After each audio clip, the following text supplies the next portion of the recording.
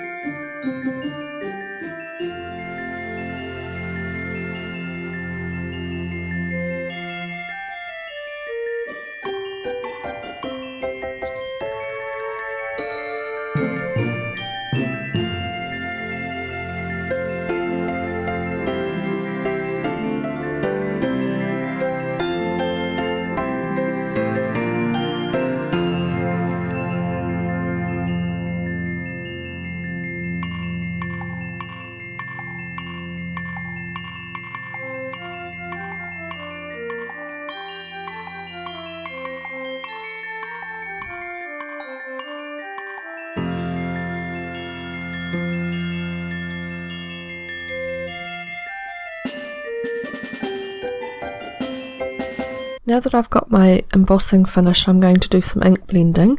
I'm using distress oxides because they blend really nicely and go on quite smoothly, but you can use just the basic distress inks if that's what you've got. I'm going to start off with a red one, candied apple, and I'm going to blend from one end and go to the middle, but just getting lighter and lighter as I go into the centre, so darker on the edge. These Tim Holtz glass media mats are great for ink blending because you can start off the page and just move onto the page really smoothly, and then it cleans off really well afterwards. Now I'm going fairly dark with the red because if I keep it light it's looking quite orangey, so I'm wanting more red than orange, so I'm going quite thick with the red. And then when I'm happy with the half of that, I'm going to turn the card around after I've cleaned up the red ink, and I'm going to use pine needles for the other end, and I'm going to do the same and meet in the middle. Now I've gone ahead and done my sentiment in the middle, the space that I left, with the waffle flower. It's called Two Step Merry Christmas, just with VersaFine Onyx black ink and clear embossing powder. And then I've trimmed my card down to just slightly smaller than my card base, but you can really decorate your card any way you want with this, and I'll show you another example shortly. So I've trimmed it down, I've put double-sided tape on the back, and I'm just going to stick that straight onto my card base, and then I'm going to decorate that with some sparkling clear sequins just to give it a little bit of a sparkle, just a little bit of a lift. And that's that card finished, really simple.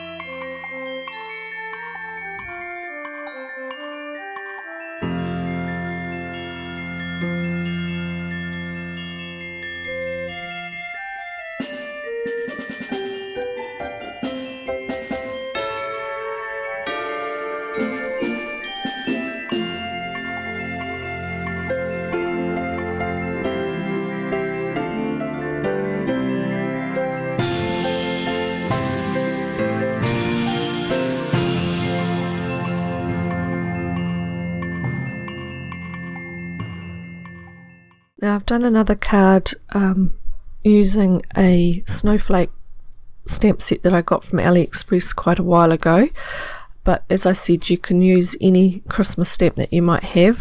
Holly leaves and berries would be really great, or anything really you've got.